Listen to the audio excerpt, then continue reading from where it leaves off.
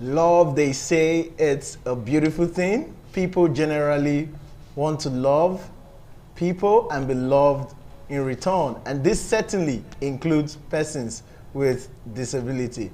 On the program today, our focus will be on the conversation we started last week, disability, dating, and marriage for persons with disability. And last week, our guest was Gift Ezeani. She was on the program and she was indeed a delight. Today promises to be super exciting as well, as our guest today is from a different cluster within the disability community.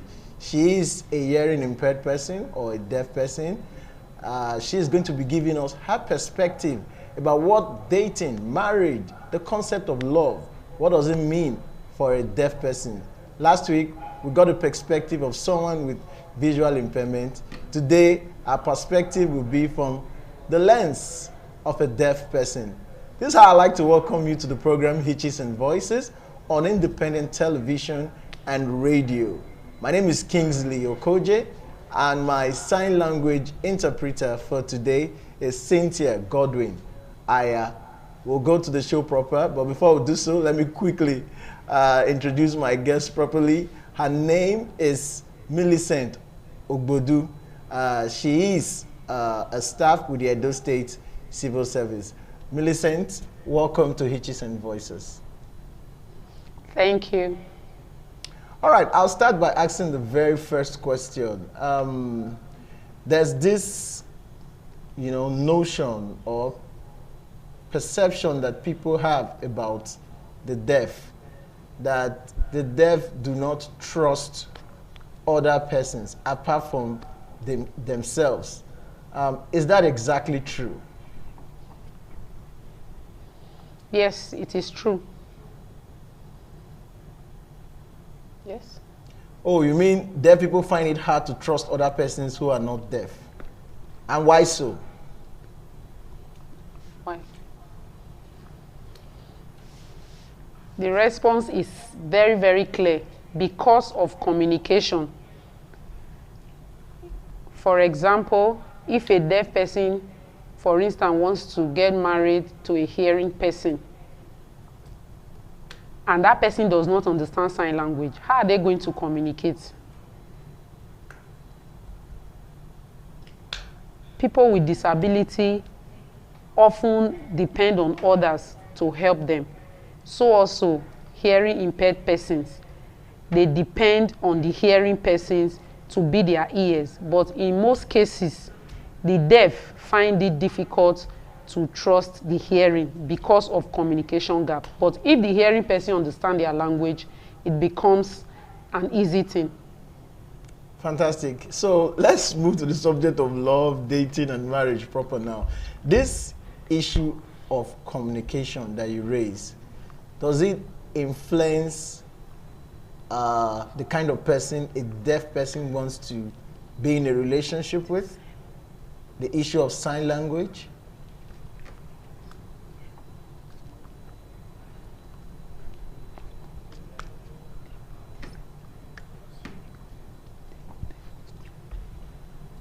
They would prefer, because of that communication gap, a deaf person would always prefer to date a fellow deaf person.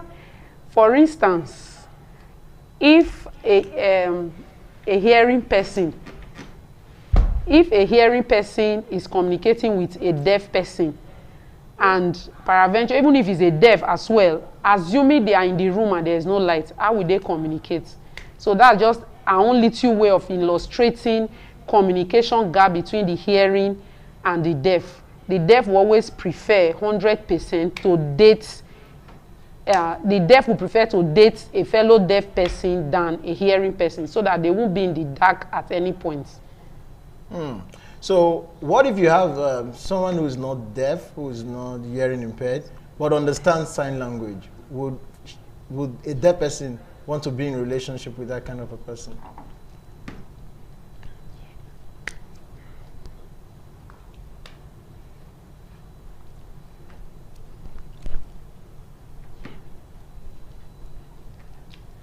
Yes, I have but on very rare occasions, I have a friend who is deaf but got married to a hearing person, although the mother of the boy is also deaf. So you can see that it's still the deaf community. So, but in most cases, the deaf prefer to get married to a fellow deaf person. That couple now that I said got married to a deaf person that got married to a hearing person, the family is doing well and they are okay. All right. It is very obvious from what you've said that marrying within the deaf community is prevalent. Deaf persons prefer marrying within their community rather than finding love outside. But if someone who can understand sign language is available, a deaf person wouldn't mind engaging in a relationship with that person. I think that's the sense you've made. Yes, she said yes. All right. I know people are a bit curious. People would want to know if a deaf person is in a relationship or goes into marriage with another deaf person and they have children, how would they communicate with their child? How would they raise their child such that it does not affect the speech of that child? People will be curious about that. Most times, hearing impaired couple often have assistance from extended family members, like mother of the bride, mother of the groom, or any of their relation who can help probably to stay with them, or the children having to go and spend some time with those hearing persons to assist them. Then in their own way, in the absence of all of these other persons, they can use the television, expose the children to sound from radio, from television, from cartoons, from phones, so that they can build their hearing and also learn how to talk. So it's not a challenge if a deaf person is in a relationship with a deaf person and they give birth. It doesn't automatically mean that the child would start having speech defects. Because people have that notion. No. That it is God that has made that. None of them, in most cases, have ever given birth to a deaf person. It is very, very rare, although they are there. But they always give birth to hearing persons, and they're able to train the children to hear and also to speak. Fantastic. So, as a deaf person, she would have interacted with deaf persons who oftentimes try to find love. What is the most difficult thing they face in trying to find a partner? What are their challenges?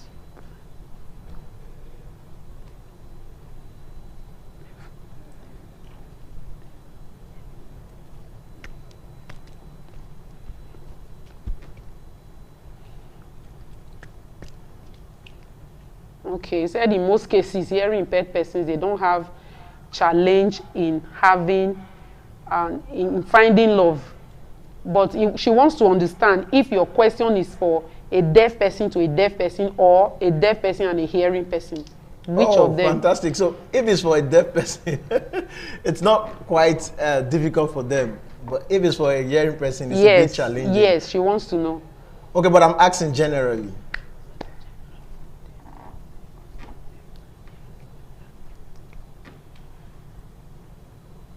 Okay, it is only when it is deaf to a hearing person that they will have challenge because of sign language. But if it is deaf to deaf, they usually don't have challenges. Because of communication gap, there will be a challenge between the hearing person and the deaf person. And the same trust issue that she raised before will also be there. All right. I would like to ask her a personal question. Before she got married, did she have any experience where a hearing person asked her out, and how did she handle that? She said yes. What was that experience like for her? She said she even dated a hearing person before, but it was very, very difficult. I tried to force myself to understand his speech. When he's talking, I tried to lip read, but I mean, it was very frustrating and I wasn't feeling comfortable at all. Sometimes we try to write, but that takes a lot of time, and also it spoils my emotions. So I decided that I cannot marry a hearing person. I promised myself that I was going to marry a deaf person no matter what, that God will help me to raise my children. And that's where I am today. I am married to a deaf man from Benin. I have 4 kids, and we are happy together. Beautiful, beautiful, beautiful. All right, we'll go on a quick break. We've been having a very interesting conversation with Millicent Odogwu, who's been sharing her experience with us, perspective as far as love, dating, relationship, marriage for people with hearing impairment. When we come back from the break, we'll continue our conversation with Millicent.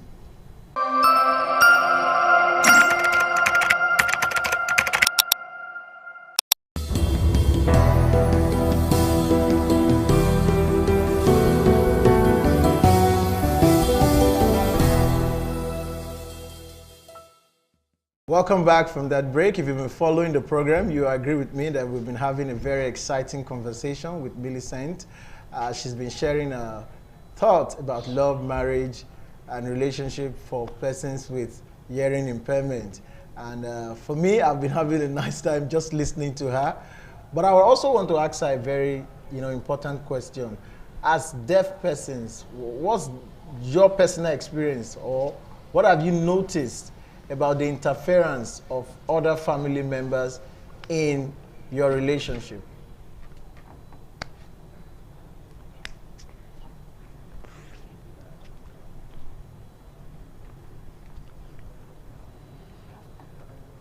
Okay, for me, my personal experience has been a nice one. I'm very okay. My mother-in-law has been very helpful to me and my family. So is it also important that people around you, your family, understand sign language as well?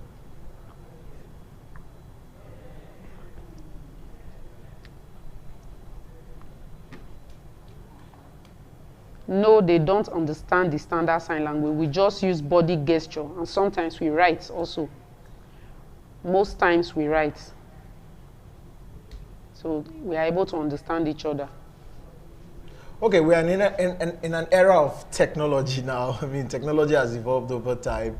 And I'm wondering within me, does technology help in any way to foster relationship between, whether it's a deaf stroke, a non-deaf person, or a deaf to a deaf person?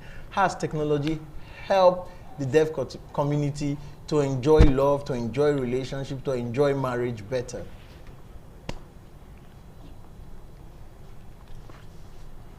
Yes, it has been very helpful. That we're able to use WhatsApp to communicate, we're able to do video calls, and they have been very helpful, exchanging messages and pleasantries through technological gadgets, especially WhatsApp has been very helpful to deaf community. Yes. Fantastic. I mean, I'm wondering within me that in an era where these things didn't exist, I'm sure somehow the deaf community still find way to, find love, amongst themselves. There's this perspective too that people oftentimes want to take advantage of deaf people, particularly the deaf ladies. What's our thoughts on that?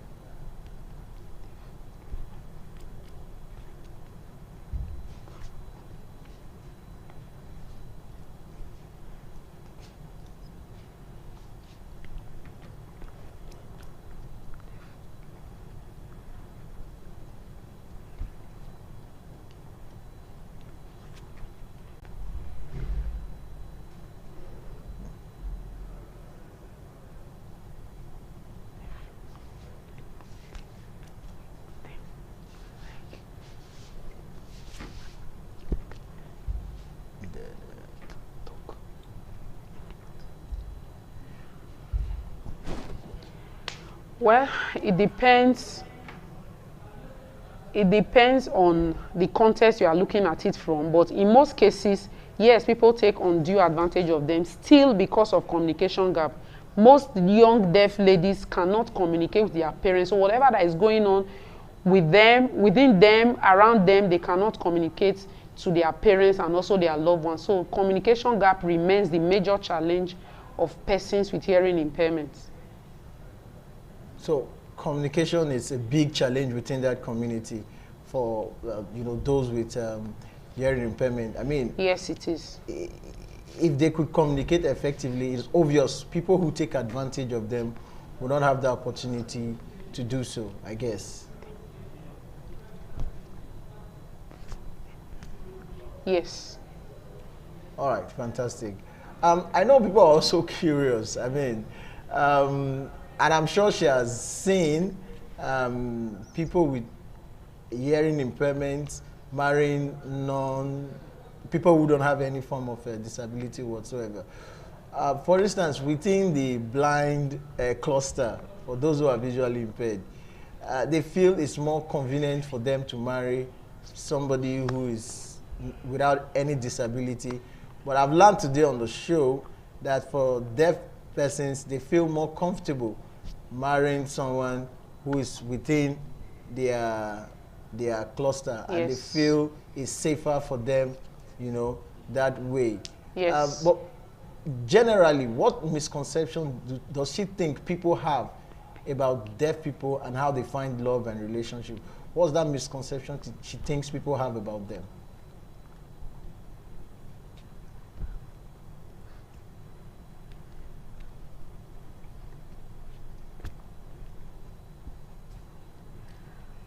Okay, the first misconception is that people feel that deaf persons, they usually get angry easily and that they are very violent. That's a common misconception.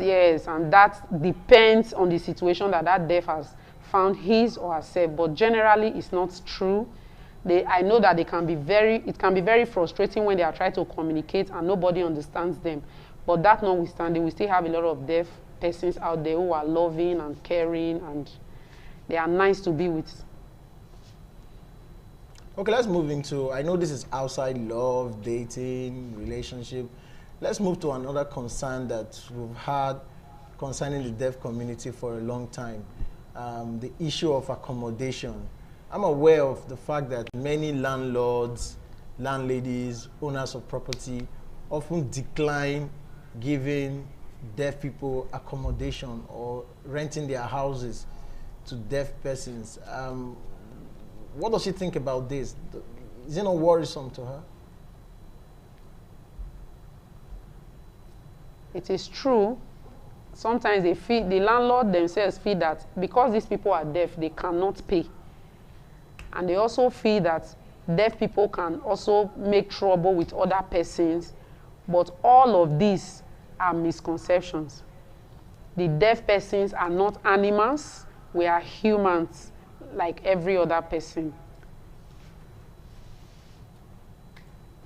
So if we go out in search of a place to rest our heads, it is within what we can afford. We don't go for what we cannot afford, and we never go out in search of accommodation with the intention of not wanting to pay rent or causing trouble. So we should be accepted in the society, and we should know that every one of us have his or her own challenges. If it is communication, for me, the phone has made it very, very easy for us to communicate with other people. But people don't even want to open up to accept us, so it becomes very frustrating. All right, beautiful. Back to the love conversation and the relationship conversation. We've discovered that deaf people get married very early. You see 21, 25, deaf people in their mid-20s, early 20s, they get married very quickly. Why so?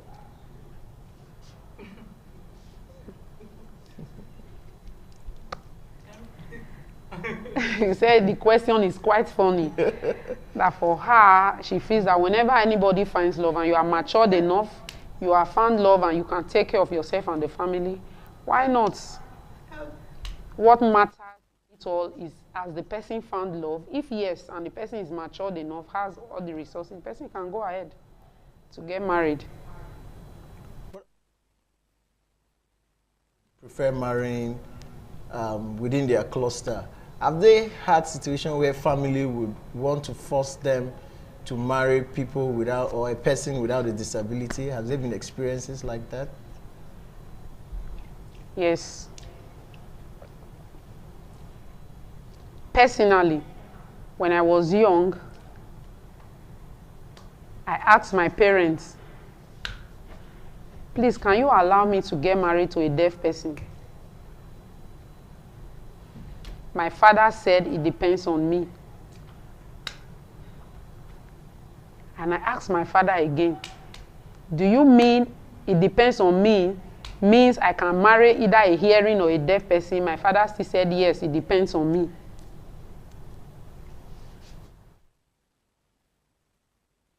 Okay, but my mother actually wanted me to get married to a hearing person. All right. But I'll ask this very final question.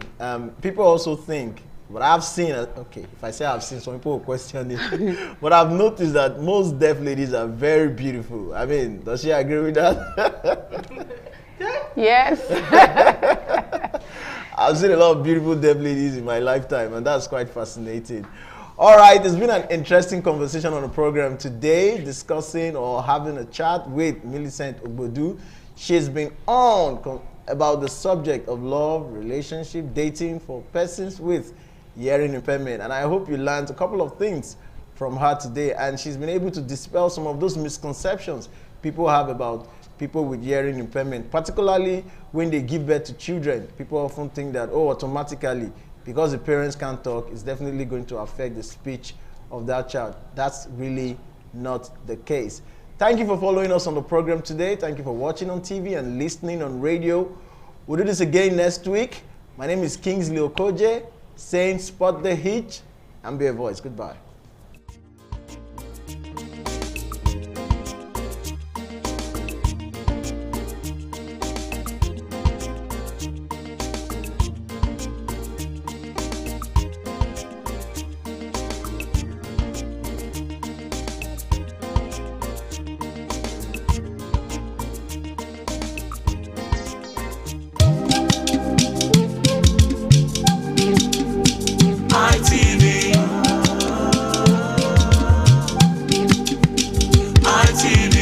ITV, certainly the best.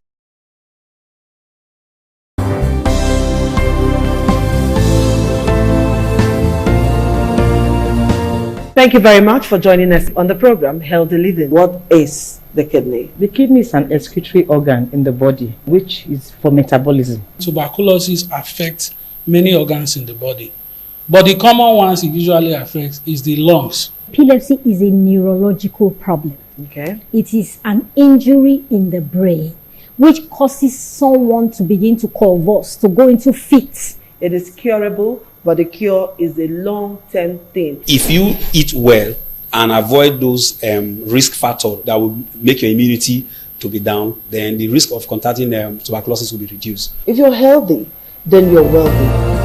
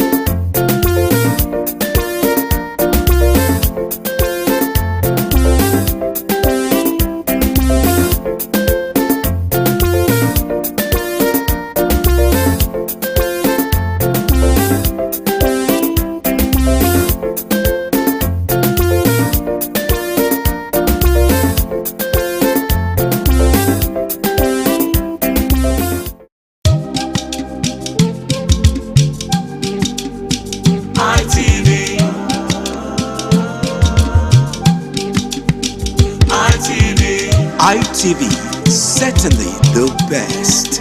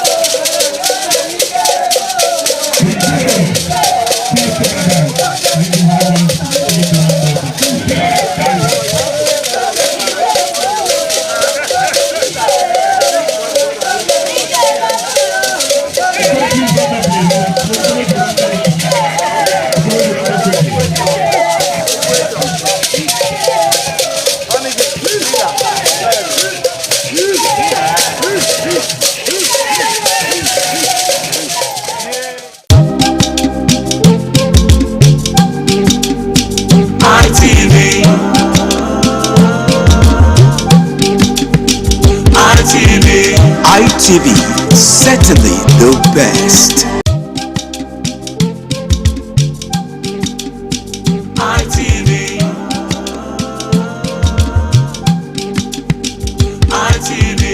ITV, certainly the best.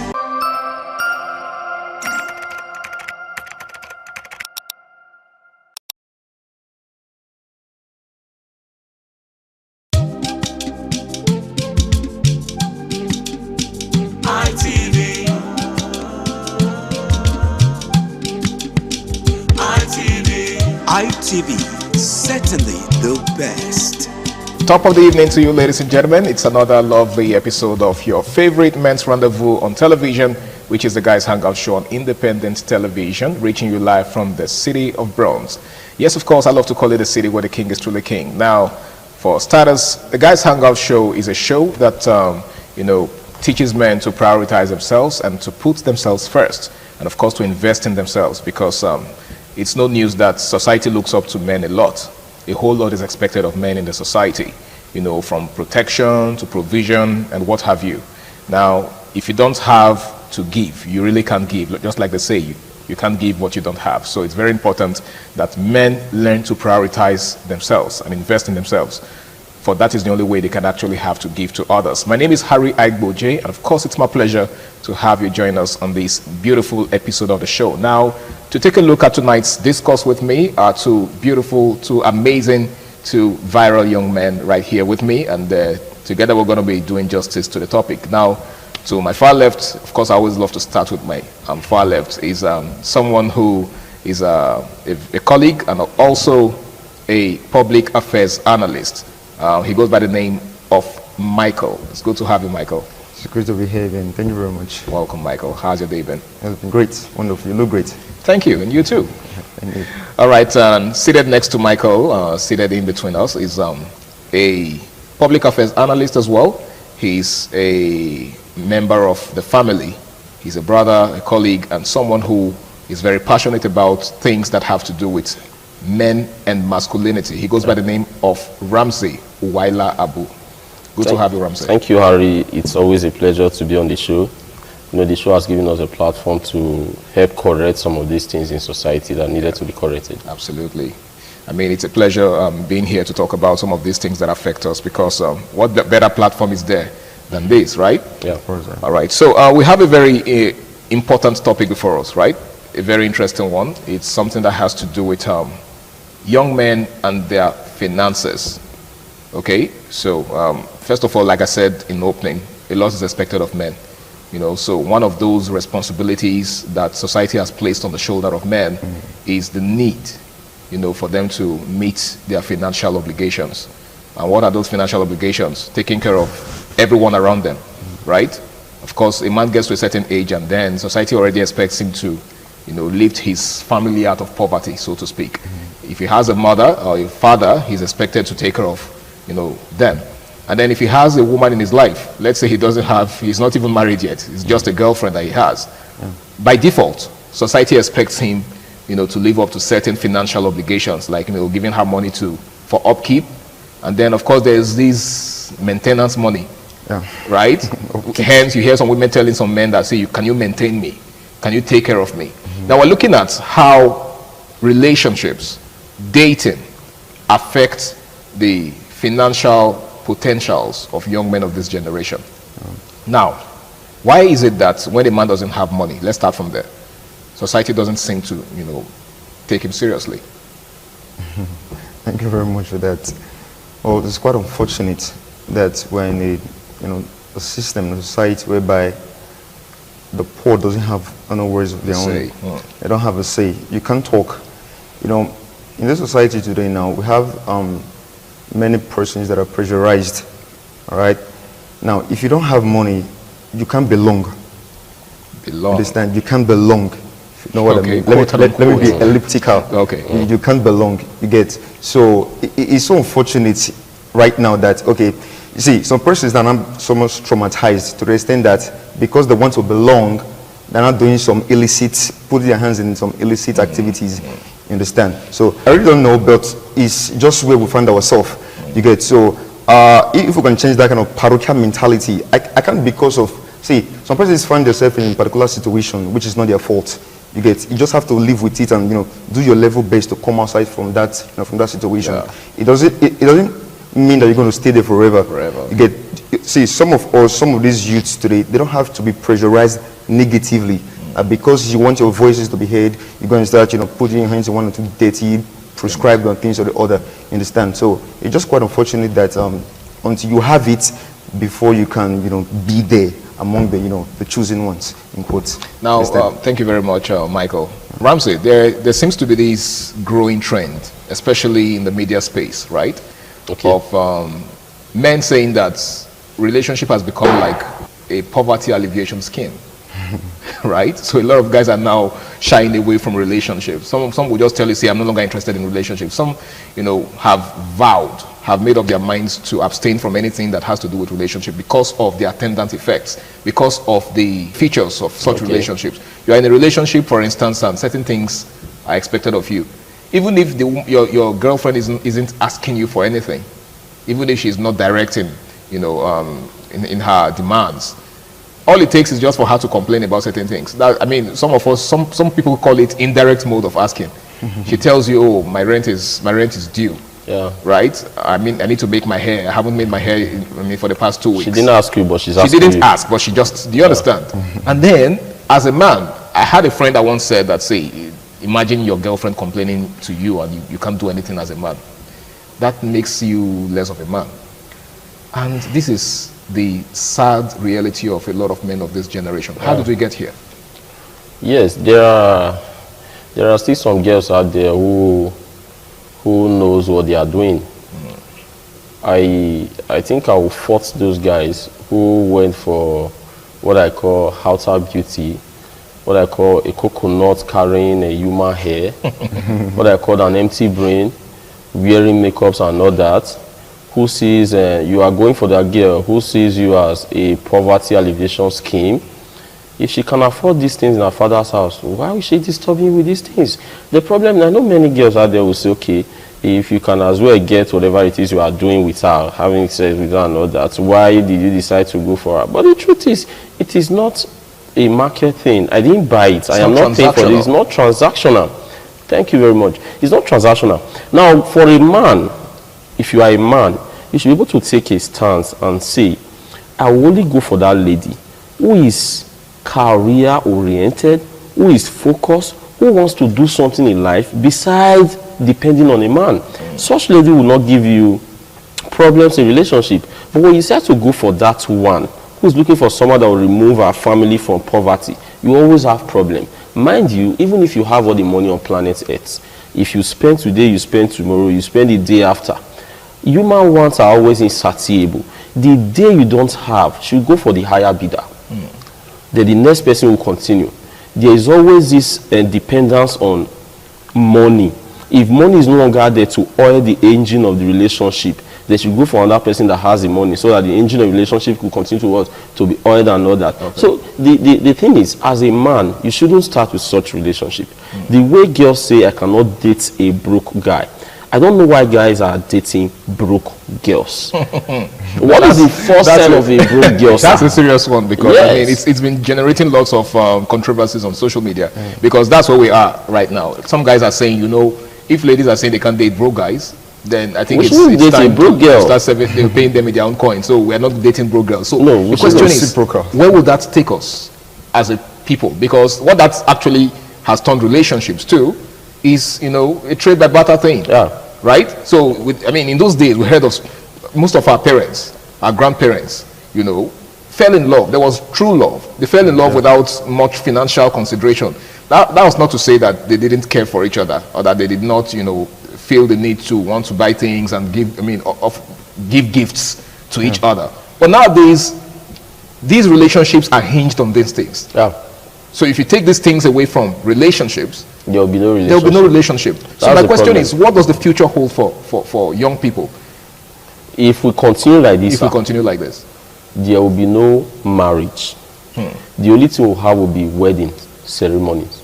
And these days, many girls are even hyping or putting all their hope on how their wedding is going to look like, instead of thinking of how their marriage should look like. And that's because they have tied the whole of their life to the financial status of a man. Sir, if all men can decide to say we are not dating a broke girl, it will bring us to normalcy.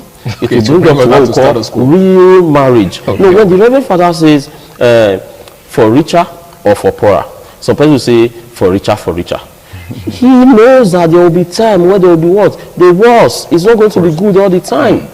So this time when things are not working out well for your man, will you still be able to stay? Who is that man that is so rich that at time there will be no hiccups in his life or financial status and all that? Definitely there will be time when this man needs money. Will you still be there as his wife? So when you start a relationship with money, I can take care of you. Can you afford me? Yes, I can afford you. As if they are products. We only afford things that we buy, we use and done. Commodities. How can you say, as a human being, you are asking a man if he can afford you? Like you are some sort of commodity. Then you sold your rights, you sold everything, he can afford you, then he owns everything about you. And later you come outside to say you are a feminist. Women should be given equal rights. When you have been bought by a man, you ask if he can afford you. So the problem now is, guys out there, look for a woman who is a real woman. A woman who knows that she is in life, not because she just wants to depend on a particular man, but to make money herself and going to marry. For such women, you enjoy marriage. But if you pick that one who is looking for someone that will take her out of poverty, you will keep spending and spending. At the end, you will still lose her because she is fit for the streets and not for the home. Not for the home. Okay. Now, we pray that we do not end up with one of those that are suited for the streets. Now, Michael, Ramsey just said something about some men's poor choices. He said that a lot of guys that end up with such women, it's because they actually went for such women. But the question on my mind when he was saying that was, how many good women? Because he said that there are women that do not share that mindset. But the question is, do we have enough of such women to go around nowadays? Do you think so? Do you think we have enough of such women to go around? Yeah, of course. First of all, I think many persons, many of these females, they're living bogus life. You want sports hits at the outset of the relationship. Exactly. When they enter it, they lose their wrapper, they lose their exteriors, because you begin to see the real color. The real them. Because at the outset of the relationship, because you are a safe space for them, they will just show you their good side. But when they are in, they begin to show you the terrible part of it, and you start wondering, like, I don't understand, is this the person that I was with? You know, like from your question, you said, are there good women, enough good women to go around? Yes, actually there are good women to go around. So you think men are looking in the wrong places? No, the thing is that actually there are many women like that can go around. But you see, most guys today, they go for what they see. They're looking for voluptuous women. Oh wow! Like when I take this girl out, people be like, wow, you really select. Wow. They're not looking for the interior. Just check out for the lady's eccentricity, how she behaves. Is this a lady or a wife material? So you're saying, in essence, that some guys are more interested in the outward appearance. Of course. You know, like you just said, some of them have this mentality that, I have to pick a girl that will suit my personality. Good. The type that, when I step out with her, everybody will be like, wow, this guy chose well. That is, because of this parochial mindset, they're looking for who they can showcase, who they can flaunt outside, like this is somebody that chose after. You get, so that kind of thing. Now that woman, she knows this is why you actually chose her. Okay. You get, but she wants you to keep feeding her like that. She makes that threatening you, like, if you don't, I have other persons that I can go and be with. You understand? So because of the parochial mentality at the outset, you get, so there are actually many of these women to go around if the boys choose relax, to look the right way, to look the right direction. There are actually very, very many to go around. Understand? Now, Ramsey, I think, because a lot of times we accuse women of being too materialistic, right? So what you guys have said now is actually, it actually puts men in the same category. Because, if women are looking for superficial things in men are also looking for superficial things in women. Like, the question could also be, are there good men to go around? Okay. We only have few. The kind of men we have these days are men who like flashy things, who, like he rightly said, who love voluptuous women. Women who they will present and their guys will like, you tried, you are a man and all that. But without thinking about the character, the content of this woman. But then there are beautiful girls out there who also have good character. If boys actually calm down, look, see, for everything there's a reason, right? So at the outset of everything, look out for is this the kind of, like you rightly said, is this the kind of person that will give me peace of mind? See, heaven is a place of splendor, but it was war. So in marriage, no matter how rich you are, there will still be, some sort of problems, you understand? So this particular girl I'm investing on, will she become a liability on assets? That should be the rhetorical question you ask should yourself. become a liability on on assets. That's a $1 million question right there, because I think this is a question that a lot of young men don't ask themselves. Okay, they are easily carried away by the superficial things, the glamour, the glitz and glamour. She's a fine girl, you know, she speaks well and all of that. Ramsey asked the question earlier: how long will this sustain the relationship? What happens when the wrinkles begin to set in? What happens when she's no longer that beautiful girl that you met the first time? What happens when all of these things begin to change? Will she continue to be that, you know, person that you met that first time? Now, Ramsey, what do you have to say about what the question I asked him? Now, the fact that a lot of guys really can't give account of give a reasonable account of their expenditure annually as per relationship. And their expenditure is on the relationship. That's where their money goes. See, the truth is, when I see guys trying to make a woman comfortable by spending all his money on the woman, using the word "I am maintaining my woman" and all that, I begin to marvel, like, do we still have some foolish people in this society? A woman that was given high latch, she said it's not enough by God, she added to it. Okay. A woman that removed the eyebrow, she will remove it with razor and draw another one. A woman that as well decided to increase her bum bum. A woman that as well decided to increase every part of her body just to. A woman that is not satisfied. God was not able to satisfy a woman. And you think you can. And you think you can. The man will die. And the woman will continue to live. Other men will continue to maintain her. The truth is, do what you can do. It is not even your responsibility to maintain a woman you've not taken as your wife, you've not married. You are not a poverty alleviation scheme. If she needs all this thing, her father should be able to provide it for her. If her father cannot provide, her other brother cannot provide, her family cannot provide, she can't even provide it for herself. Then who said, where is it written in our constitution that a boyfriend must always provide all the needs of a girl? A girl that loves you will never stress you. She will not ask you what she knows that you cannot afford. If she's asking you what she knows you cannot afford, she's trying to say you can't take care of me and I'm moving. Maybe she's saying anything directly. Because she knows you cannot provide this 1 million, for example. And she's asking you for $1 million. She knows you can't provide it. Indirectly, she just needs a reason to go. Then you let her go. And focus on someone that will grow with you, that will help you build your home, and all that. Now you see, it is not also their fault. There are some guys out there who have so concentrate and value this idea of physique of a woman. She must have this, she must have that. And that's what leads some girls to go for this, is it BBL, BBL, this and that, enhancement, because that's what get. But the truth is, those guys just want to use you as show off. The love is not there.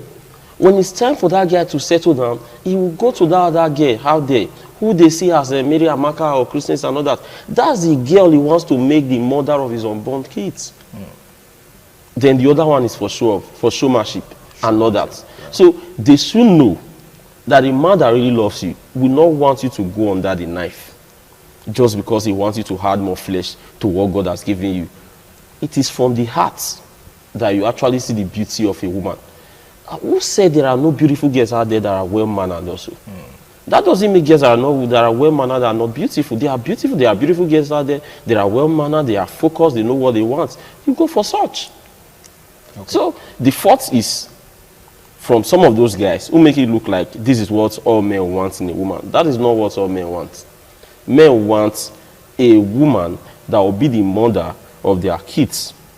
You've drunk with a man, you smoke and shisha like a dragon with him, you've done different things with him. Once it's time for marriage, the man will remind you of your past life and say, I can't marry this woman. I am going for this. And you say, all men are scum and all men are the same and all that. You've forgotten when he was paying you for it.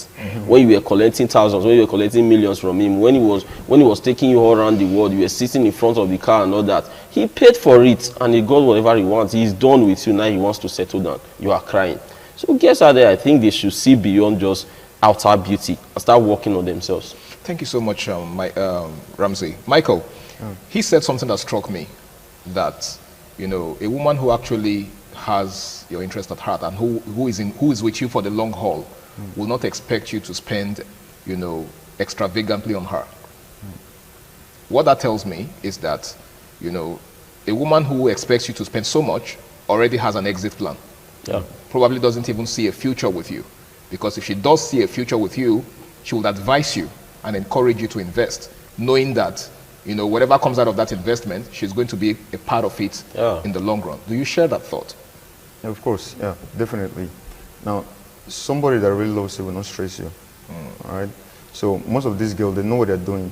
Like what he said just now. He said, I think talked about a girl looking for a reason, a purpose to leave a relationship. All right.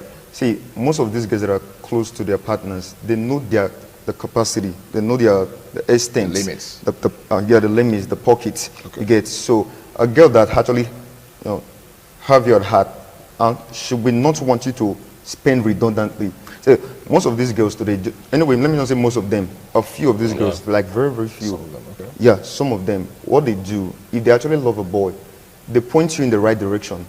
They want you to, okay, why don't you try this one out, since the other one did not work out. Like they push you to your goal. They may even lead you to tears. You'll be like, who is this angel? True. You understand? So most of these girls, there are just a few girls, I beg your pardon, just a few girls that have this kind of mentality.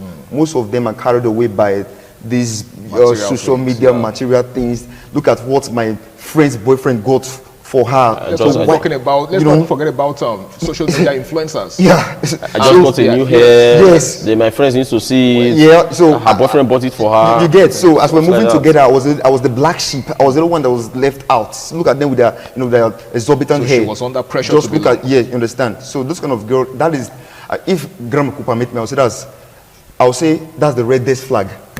You understand? Okay. So you understand. So that kind of thing, if a boy spots such error or such thing, nobody should tell you to, according to the balance, to borrow more leg and run. Okay. You understand? So a girl that really, really loves you will not overstress you. All right. Now, Ramsey, what's your advice for young men who are in one-chance relationships? Okay. One chance in terms of, you know that the person you're with right now doesn't really have your interest at heart, but because you're already emotionally attached, you don't know what to do to opt out. What's your advice for such? Let me remind them. Less than 30 seconds. Yes, let me remind them, if they've forgotten that you can give a woman everything. Give her all the money. There'll be one bicycle repairer. It could just be a driver. It could just be the vulcanizer by the roadside who is servicing her. Let me use that word. And you are the one spending the money. Women don't even know what they want. They can fall in love with anybody just for anything. So you can be taken as your dogu. Some women. Yes, some women. You can be taken as your dogu. Okay. Why she would just love the other guy because of the way he looks. So if you think money can buy love, you will spend and spend and spend. At the end, it will still end in futility. So in a nutshell, money can't buy love. Can't buy love. Definitely. All right, Michael. Yeah. I think well, like I said, let me contribute to it.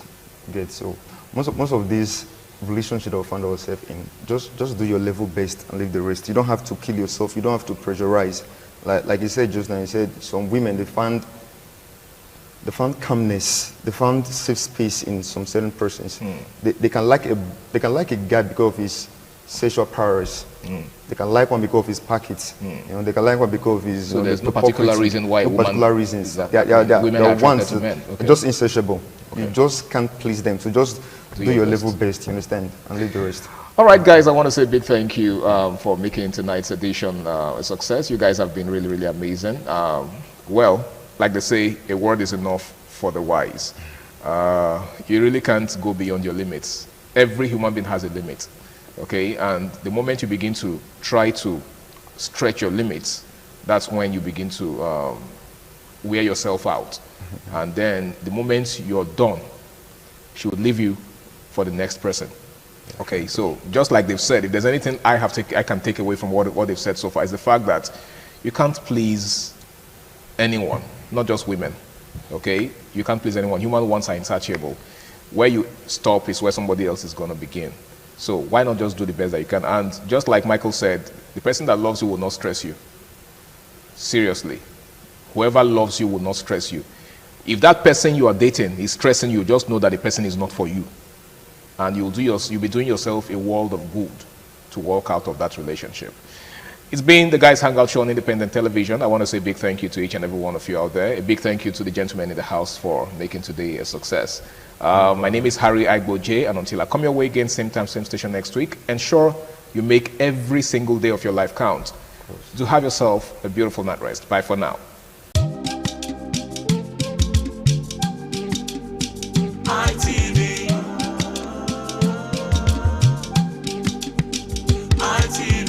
ITV, certainly the best.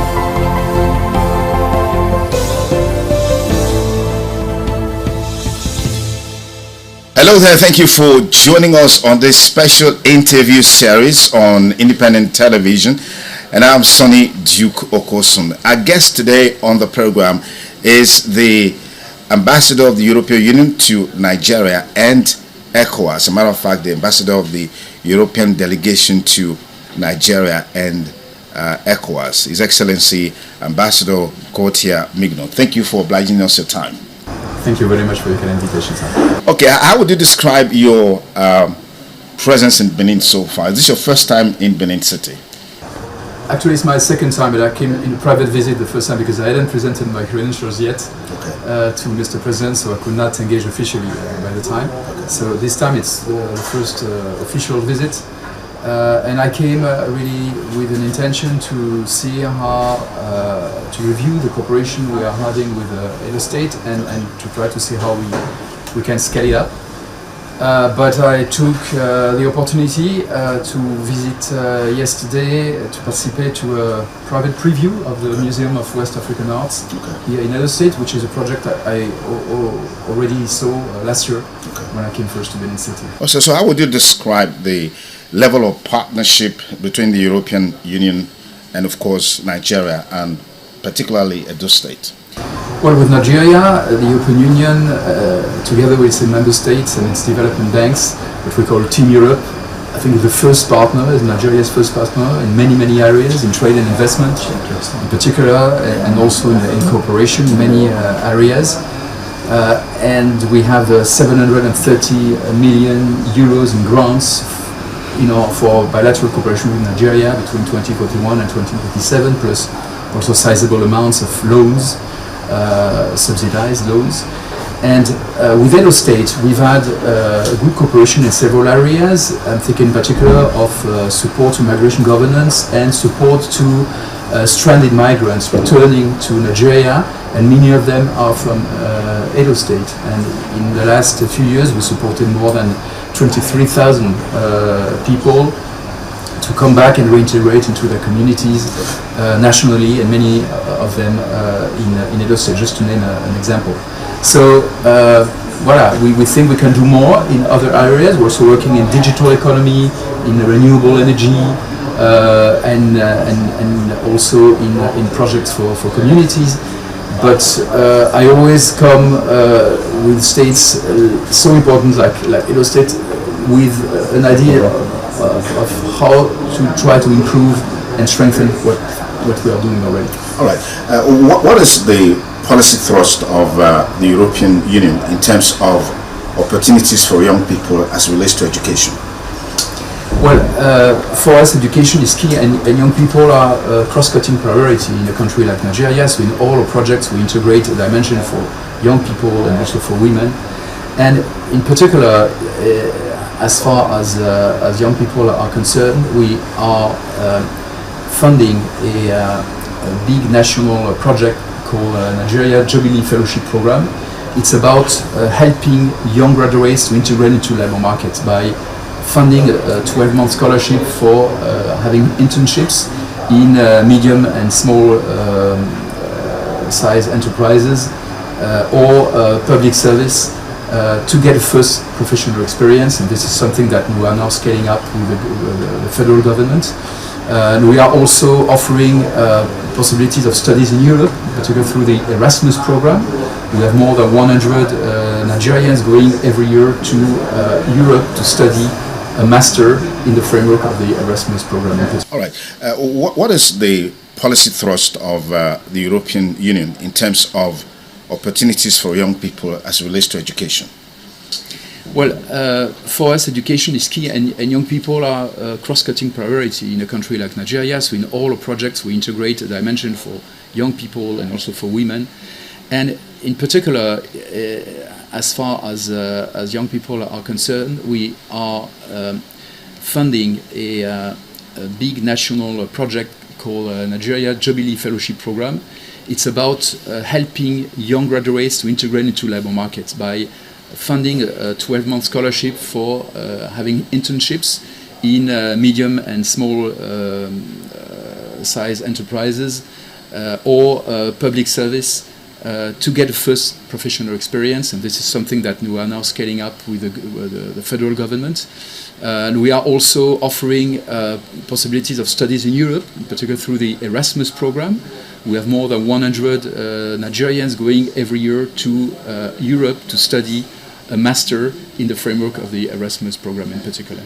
Fantastic. If you just join us, we have with us the ambassador of the European Commission delegation to Nigeria and Africa, who is in Edo State currently on a private visit, engaging him on a wide range of issues, looking at the partnership between the Commission and Nigeria, and particularly Edo State. Ambassador Mignot, let me quickly take you on a trending issue in Nigeria right now, which has to do with violence, extremism, and the talk around genocide against Christians is gaining momentum across the world, particularly in the US and several other places. What's the Commission's perspectives on this issue, and what is the intention in terms of helping Nigeria to deal with banditry, Boko Haram, and all other extremism that we're seeing playing up in the country right now?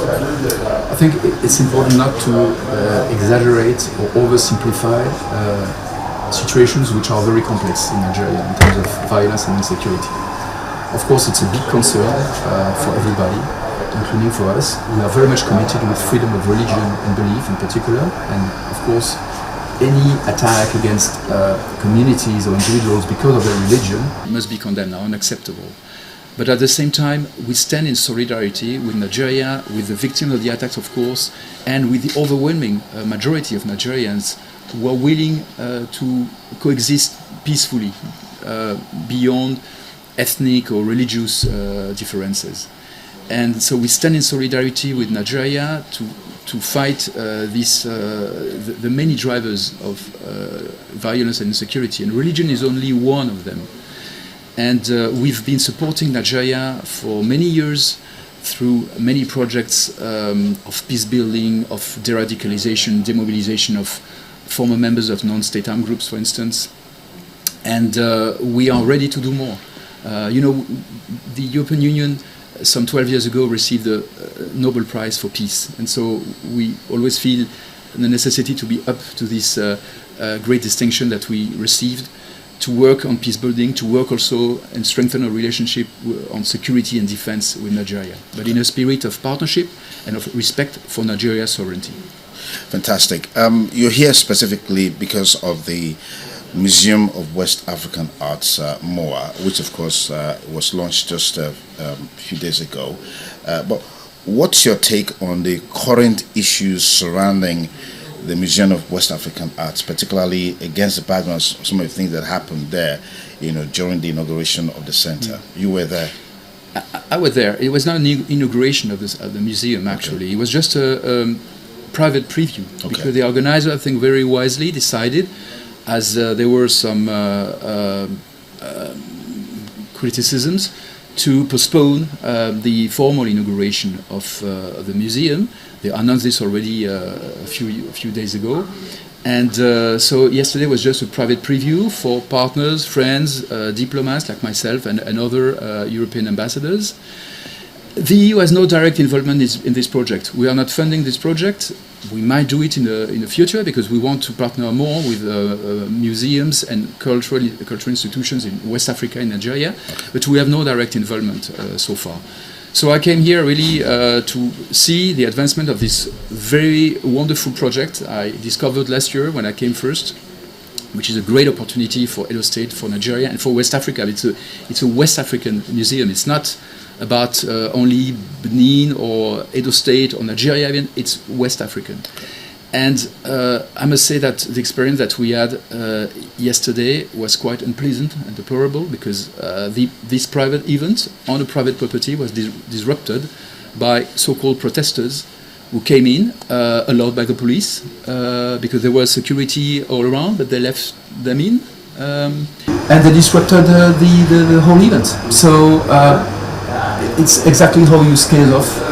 You scale off investors and development partners coming in good faith, to partner with your community. And Germany, for instance, has invested 8.5 million euros in this project. If now they see that this project cannot operate normally, the conclusions will be quite clear, not only for Germany but for all European stakeholders. Fantastic. Let's look at a general issue that relates to the involvement of the Western world in Africa in terms of development, in terms of partnership, in terms of insecurity. Talking about partnership, we're seeing the European Union, for example, always disposed to giving loans to African countries, Nigeria inclusive. The perspective of these loans being a trap for developing countries, underdeveloped countries. What are your thoughts? What's the Commission perspectives on this? Well, this is a trap where we felt collectively, the lenders and our African partners 30 years ago, and we had at the time to pardon part of this debt, to do a whole work to get out of this situation. So now, through, in particular, our new cooperation strategy, which is called the Global Gateway Strategy, we are very attentive not to fall again into this trap. So we limit the level of indebtedness of partner countries. We give subsidized loans. We don't want to fall again into this trap. And what we are seeing with concern is that African countries, some of them, are falling again into this situation with other lenders, not the European Union, because we've learned from our first experience.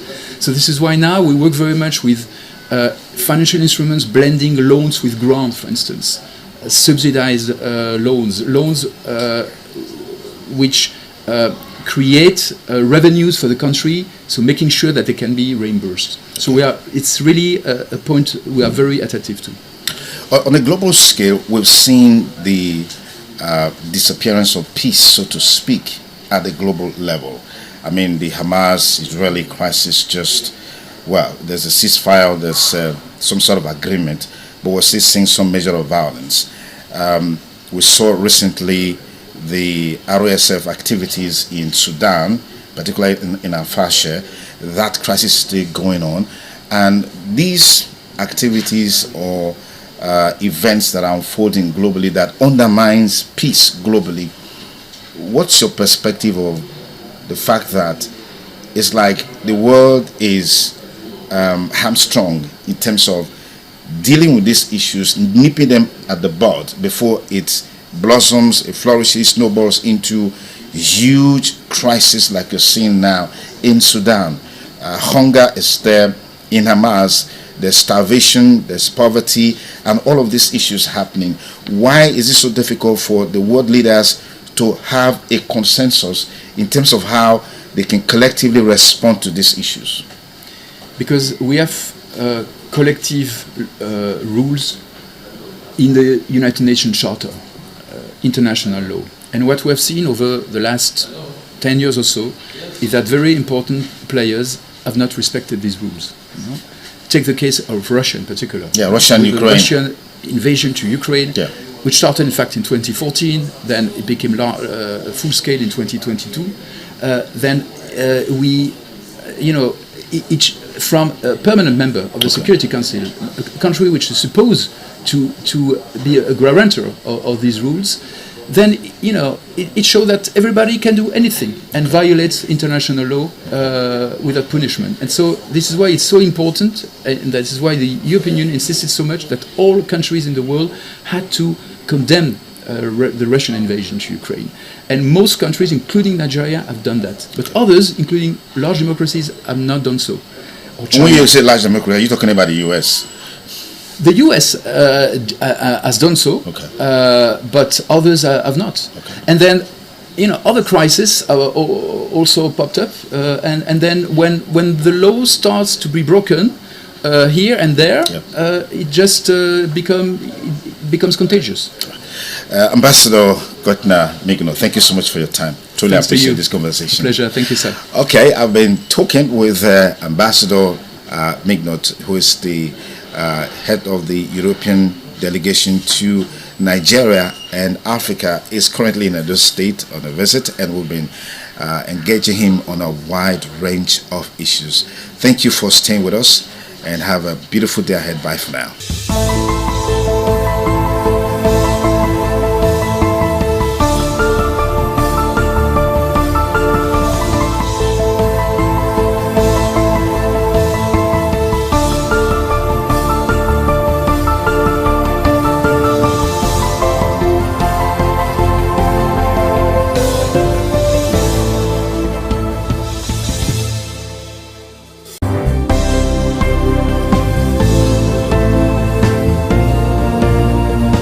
Thank you very much for joining us on the program, Healthy Living. What is the kidney? The kidney is an excretory organ in the body, which is for metabolism. Tuberculosis affects many organs in the body, but the common ones it usually affects is the lungs. Epilepsy is a neurological problem. Okay. It is an injury in the brain which causes someone to begin to convulse, to go into fits. It is curable, but the cure is a long-term thing. If you eat well and avoid those risk factors that will make your immunity to be down, then the risk of contracting tuberculosis will be reduced. If you're healthy, then you're wealthy.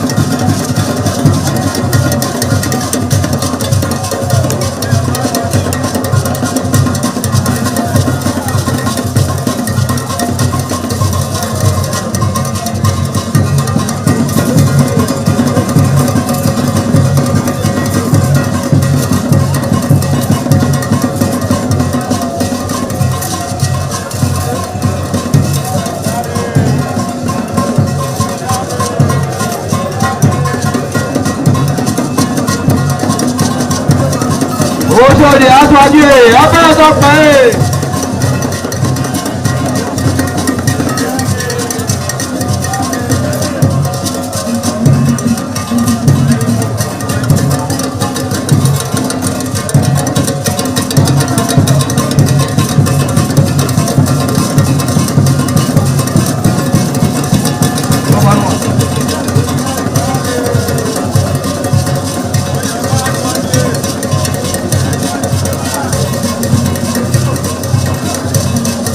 Àyàbá sọ́kì ẹ̀ abẹ́rẹ́ tó pẹ́.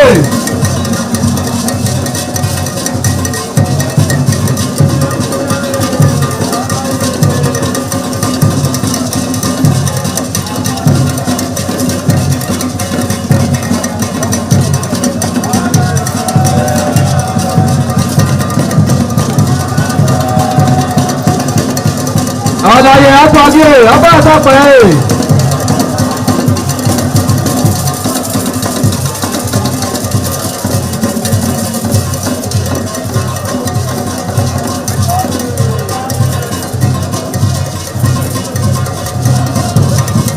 Ẹgbẹ̀júwà.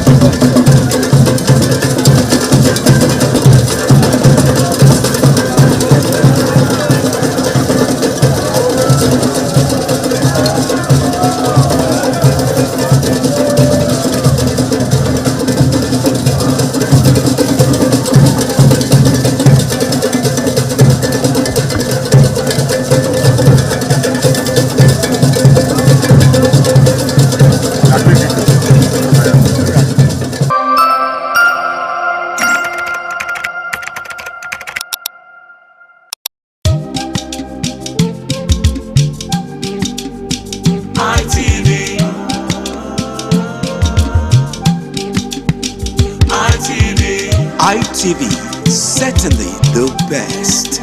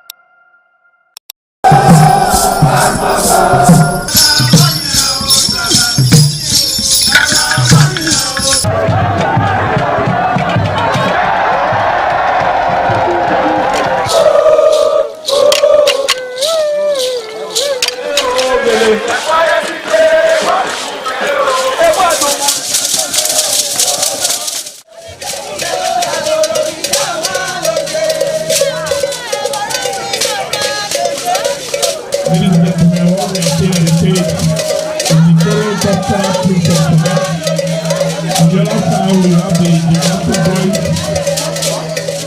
Gymnastic boys, you don't know what we want to do now. We are bringing upstairs. We are at the first floor. You don't know what we are going to do in the second floor.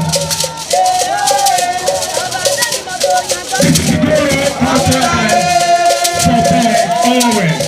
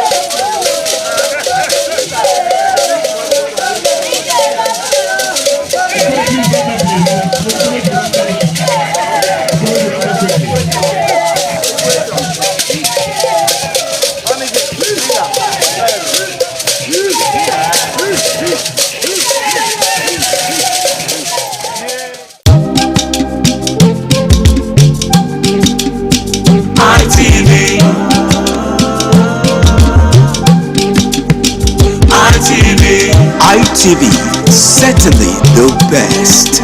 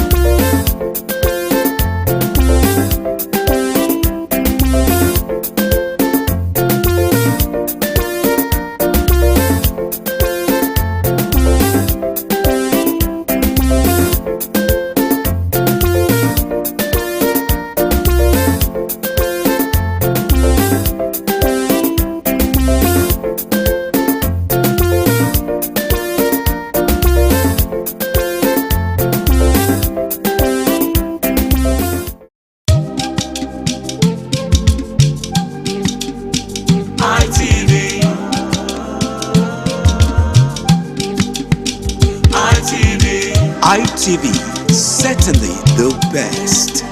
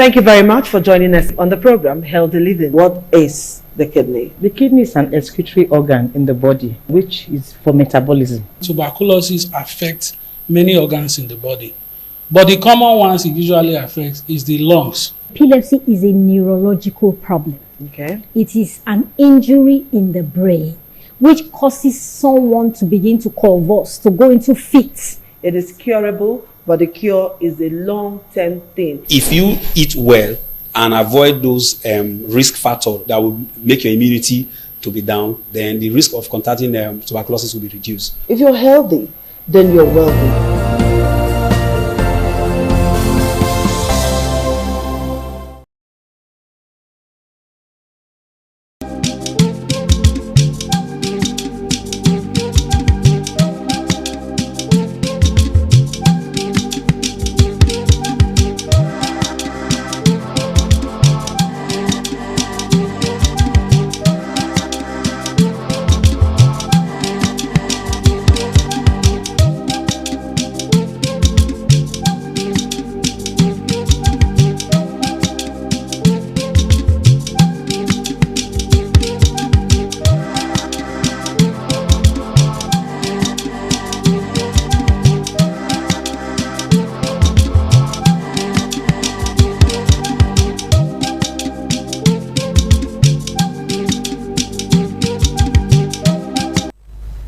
Broadcasting live on independent television. This is 60 Minutes Nigeria. I am Lawrence Osifo, standing in for your regular host, Egosa Agbolaho.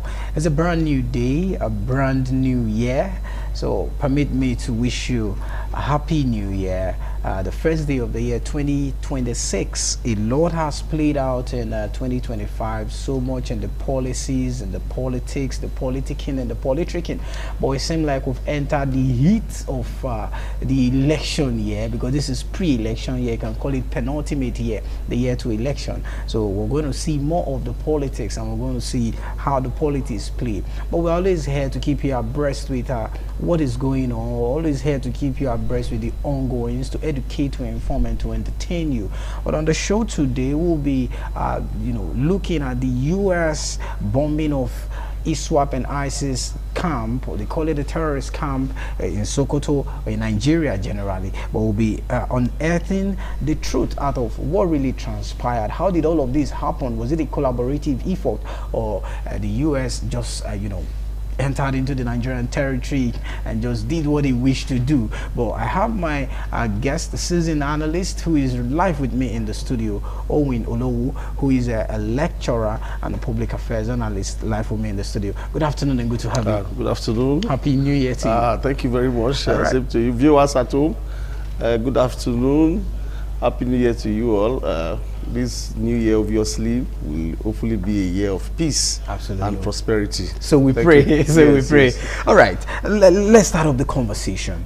On the 30th or 31st of October, we saw the statement, not a physical, a verbal statement rather, from the U.S. President Donald Trump. He tweeted on his Truth Social that there's a Christian genocide in Nigeria, that it has called for international attention, that he will be doing what he feels will be good to safeguard Nigeria and Christians in Nigeria. But there were so many conversations around it, that it's not only Christians that are being killed, even Muslims are also being killed and all of that. But last week, Thursday, that was on Christmas Day, we saw what transpired in Sokoto State, where the U.S. forces came into Nigeria, and in Sokoto, and they unleashed what they did on the ISWAP terrorists and the ISIS terrorists. Let's get it brief first. Do you think the action of the United States was called for? Well, the activities of terrorists, bandits, whatever name they you want to call them, Boko Haram, ISWAP, there are newer versions, newer fashions of them now. Whatever their names are called, they have threatened not just Christians alone in Nigeria, they have threatened the statehood of Nigeria. Okay. And these things have been on for ages, and everybody seems to be playing kid gloves with it. But the fact that Christians have been the ones that are the main targets. Yeah. And if you say, oh, it's not only Christians that are targeted, the question is, who is perpetrating this evil? Yeah. Who is perpetrating this act? The people perpetrating this act, they are perpetrating it against the Christians more, and maybe a small fashion of the more fashion on their own Islamic people. So this thing has largely been perpetrated by the Islamic where they call them dissident groups. Yeah. They say we should not give it a religious coloration, that this group of people, these terrorists, ISWAP, as the case may be, they are extremists. They are not core Muslims. They are not core Islam, because they say Islam is a religion of peace, as the case may be. So they unleash the terror. The target is more on Christians. And on this stage, maybe not on 60 Minutes Nigeria, maybe on This Morning on ITV, I have always asserted, I have always advocated that this terrorist group terrorizing Nigeria, they are not up to what the Nigerian army can actually deal with. Just that what we lacked before now is the willpower to disseminate these people, the willpower and the courage. And that we came here to talk about this subject when there was this call, when Donald Trump released his tweet that they were going to come to Nigeria, and many persons were afraid, thinking, oh, it was going to be an invasion. We were saying, we don't want an invasion, we want an intervention. Yeah. And of course, a lot of talks have gone behind the door, behind closed doors, and the result of those talks is what we have seen. And nobody will tell me that we are not heaping a sigh of relief, as the case may be. To say that this intervention, to say that it is needed, is an understatement. Okay. It is long overdue. And the collaboration with the Nigerian government, or rather, the collaboration between the United States of America and Nigerian government to achieve this. Some people will say, oh, it appears, oh, it's possible that the Nigerian government were not even involved at all. It was only the United States of America. It was a unilateral decision and all that. I told some persons, I said, if this was to be the regime before now, where we saw several things like Ruga, trying to Islamize Nigeria. You were planning Ruga, cattle ranching in different states, other from the cattle business that is supposed to be a private business. You now see that the government wanted to do it as if it's a state business and all that. I was telling people that if this was the regime before now, these strikes wouldn't have been possible. But because I would say that the current government, they just needed this push, because there were so many things around it. Some persons were saying, oh, you should negotiate with these terrorists. You should they call these terrorists, people who are killing people in the thousands, they call them their brothers and their sisters, and they are saying, oh, they should negotiate with them. So what we have just experienced now is just a tip of iceberg. What you just heard of, the Christmas Day bombing, is just a tip of iceberg compared to what has been happening on the ground since that December 24th till now. A lot has been happening on the ground. Yeah. And you cannot tell me that you are not experiencing some fresh air. To an extent. Yes, to an extent. Yeah. There seems to be some relative peace, relative calm, except the media is underreporting. No. Except because I've also come here to say that the media is an accomplice to what has been happening. The yes, the media. I'm just saying that okay. For apparent, because of regulations, regulatory body and all that. So the NDC and all that. So NBC rather. So the media may be underreporting some things so that they don't paint Nigeria in bad light. To the world. Yes, to the world. Okay. So that's Nigeria, that we had genocide in Nigeria before now. It's an understatement. The killings were becoming so much that even those of us who live in the metropolis, we are no longer feeling safe, to say the least. Because the day was getting closer, they were closing in on all of us. So that the United States of America, the pontoons of the United States of America, the President of the United States of America heard our cry and came to our rescue and intervened in the situation. They didn't even come into Nigeria.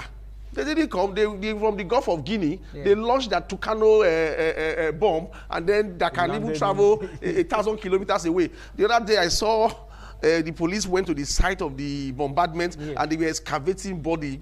You see dismembered bodies. I don't know if you saw that clip. I did. Dismember. So that is what saved them. At least they have dismembered. I saw only heads. So they said they will go to heaven, and they will give them 72 virgins. I wonder how they are going to be able to address those 72 virgins. So to say that the intervention is timely. Because the Nigerian state, it was a threat to the Nigerian state. It was a threat to Islamicize Nigeria. It was a threat to all of us. None of us were safe anymore because they were actually gaining ground. They were taking territories. In fact, in a whole state, I think in Zamfara state or one of the states in the north, they have practically the only region or the only area that was not left in the hands of the government was like the state capital. All the suburbs, all the local governments, even to the extent that the local government chairman has even gone into truce with these terrorists. They are paying them money once they get a location, they give them their court. So to say that this intervention, to be very honest with you, the intervention is very timely, and we want to, whatever the people have been speculating, they say, oh, there's an under two, the USA, they have a, what is it called? They have something they want to benefit. They are eyeing this one, they are eyeing this one.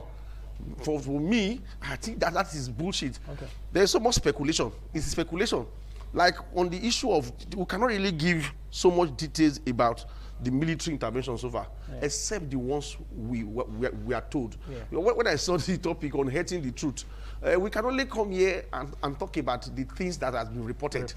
When you talk about military intervention, it's a confidential operation. Highly confidential. They cannot give you the details of what is happening, of what is going to happen, because their security yes, because I think during the time of Goodluck Jonathan actually approached a private security firm to help with the issues of then Boko Haram was just springing up at that time. And when the man later was doing a documentary after that Jonathan's time, there was a time the man was doing the shift that was the white man that was employed, that was contracted to help stamp out Boko Haram. He said when they gather intelligence and then they say, okay, they want to launch out, they want to go to the enclaves of these military people, and they want to go and gas them, you know, they want to go and gas them out. Then before you know that when they will get there the following day, they will see that the military people, the militants, the kidnappers, the bandits, the terrorists, they're already wearing nose masks, gas masks. Wow. Yes. To protect themselves. Meaning information has gotten to them that they're going to use gas to eliminate them. So in cases like this, a lot of secret is involved. And I can tell you for free that since that airstrike of Thursday, a lot has still been going on. In fact, yes, on the ground. And if you pay attention to news from the north, you see that even, I think there was one recently, Amateku intercepted some terrorists, some Boko Haram people that were fleeing from the north and all that. In fact, all the borders around us, those countries bordering us, they have intensified security along the border because these terrorists are fleeing. They are fleeing because they don't really have, because that's Sokoto. Not many of us even knew that anything was happening. Exactly. That is because not many of us knew. All our interest was that it is Borno, Zamfara, and Adamawa, Yobe, and all that. And then recently, Taraba, Benue, rather. That was, whereas the headquarter, where their intelligence headquarter, where they plan and then they unleash, they strike, has been in Sokoto all along. But due to military intelligence shared by the United States of America and Nigeria, we were able to bomb those enclaves, and we have had some sigh of relief, because from that Thursday till now, I've been paying attention to the news. You will not heard anything. We've not heard anything. Even to be very honest with you, Seth, it appears even the kidnapping reduced. The kidnapping in the south that we used to hear, terrorizing communities around. I said these people, it's a network. That's true. It's a network. Apparently, they have been able to trigger themselves, and they are on the run. All of them. Because when you see these people that are carrying out this act, they are they look so impoverished. I'm talking about the kidnappers now. And they demand large ransom. Use some of money, you will be wondering. And so in most cases, even the government sometimes pay money to them. Though the government will come out and deny that they don't pay any money ahead, that they don't release them like that. Especially when they kidnap a large number of people from schools and all that. When they get this money, the people who are sponsoring them, They are just behind. Feeding fat on these ones, the food soldiers. Those people doing the sponsoring, paying the money, those ones cannot come out. They can't come out because they don't have what it takes to come out and do what those guys are doing. I don't know if you also saw this one. I think one of the governors, one body, the governor of Niger State, Bago, Yeah, he has of been Niger State. Niger State. He has been denied, he has been fingered. Yeah. As one of the financiers of those guys. Well, he will always deny it. No, what he said now, well, me, I don't know. Yeah. He has been fingered. I think the onus is on the government to prove the case beyond reasonable doubt with a lot of facts. Yeah. Because when you're talking about truth has to do with facts and evidence. Evidence, not just men saying. And the man is alleging that, it is because he has refused to join the APC. That is why they are after him.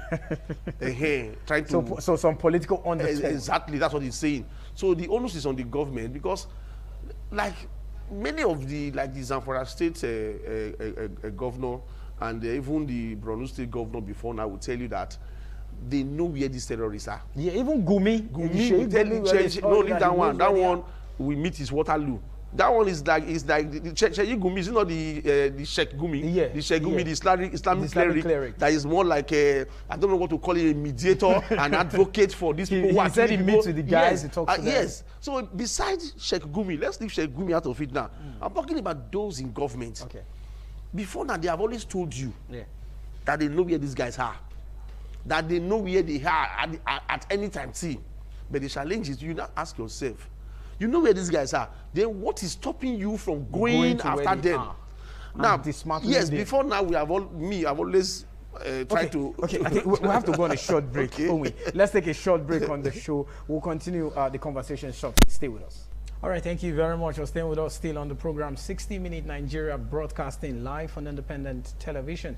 We've been looking at the U.S. bombing of ISWAP and ISIS terrorists in Nigeria, unearthing the truth.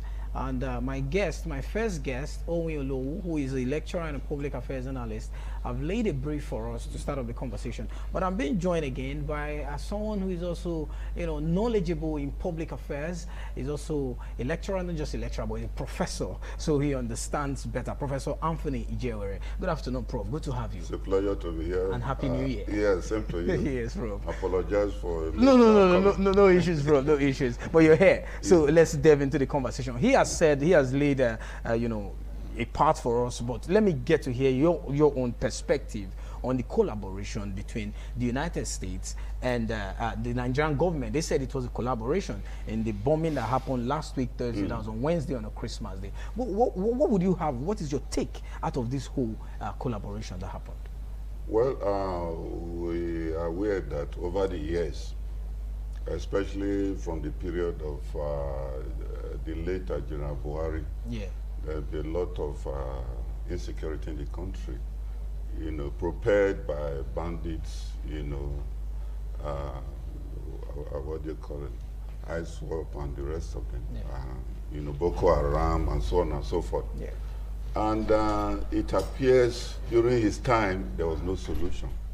No solution in the sense that we are aware that 2015, when there was this general presidential election, when Buhari said, I quote, that if he did not win, he would make Nigeria ungovernable. Yes, ungovernable. Yeah, that's a statement. Yes, and all that and all that. So in view of that, he organized.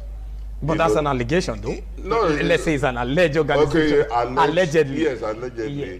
That he brought some of these insurgents from neighboring countries, and at the end of the day, also cut a long story short, when Jonathan threw in the towel and said, let peace reign, and congratulated Buhari for winning the election, even when the counting was still ongoing, and all that. So that to some extent, so at the end of the insurgents, the terrorists now say, Oga, pay us our dues. But now say there's no job to be done again. Because at the end of the day, I won the election. I won the election. So there's no job to be done again. So in view of that, they were stranded. And they've already been stationed in various forests. To unleash their mayhem. Yes, if Buhari did not win. So, so it's a kind of a survival thing. Okay. You know, so they decide to be kidnapping, doing all sorts of things, you know, so that they can survive. So that is the genesis of it. And that is the reason why, in most cases, you know, nothing could happen.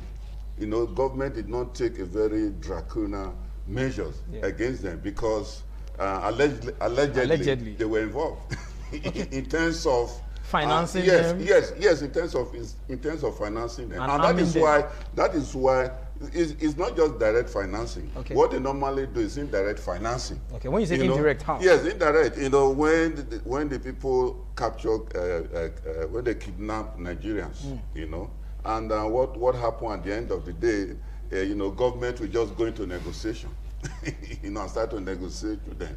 And when you say negotiation, a lot of millions, if not billions pass of through naira. the line. Yes, now it's involved. You know, so it now became a habit, a tradition. A business. Yes, a business. You know, and as a result, more groups now started springing up. Different names, yes, because yes, it was now seen as a lucrative business. You know, and so when Buhari saw that, in the National House of Assembly, some Northerners now say, hey, if you could give amnesty to the militant in Niger Delta. Yes, to the militant in Niger Delta. Why can't you give amnesty to this group of people? Because they're also agitators, you know. And they bought the idea and started, gave them rehabilitation, if you like, and started, you know, recruiting them into Nigerian army. You know, and having, you know, so it's like a pig is always a pig. Even when you give a white lace to a pig and say, hey, don't enter the mud again, just respect yourself, I've given you a white lace. The next mud the pig will see is still going to enter. Because that's the lifestyle of a pig. Why, so what do I mean by that analogy? Is the fact that members of Boko Haram were already in the Nigerian army. So they were giving information, you know, to their members. And that is why, at the end of the day, our Nigerian soldiers could not do anything. Otherwise, these are people who are not trained. You can't compare them to our army, Nigerian army, that are well trained. You know, they are well trained. And they've served in international peacekeeping organizations. And they did very well, excellently well. So why can't they deal with these people with rags who are not well trained and all that? Which means there are people, top government officials behind them. Let me shock you. Recently you heard, this was in the news, it's not being alleged. A senator, you know, compound was filled with about 1,500 machines in his compound. And in the same compound they had a clinic. And when all these insurgents are injured, they bring them there. Yes, they bring them to his compound, they are treated and all that and all that. Will the government say they are not aware of it? What did they do with the information? You know, they are taking advantage of information and deal with it. What about Shegumi, who were aware anytime the insurgents are in trouble, he comes out, instead of him to criticize, he start looking for a way to encourage them by saying government should leave them. For example, what US did recently in Sokoto, instead of him to applaud it and say, hey, the American people did very well. Rather, he was saying, no, the Americans are enemies. You know, they are not supposed to do such a thing. Rather, government is supposed to call them and dialogue with them. When it's so obvious, in international relations, terrorism, you wipe them out. Okay. You wipe out terrorists. You don't negotiate with terrorists because you are encouraging it. You're encouraging it. And that perhaps explain the reason why government have to collaborate. Because it's like the present government could not handle the situation alone again. So they need there's an in-house thing. All right, Prof, you know? We have to go on a short break. We'll have to go take a short break now. When we return, we'll continue with the conversation.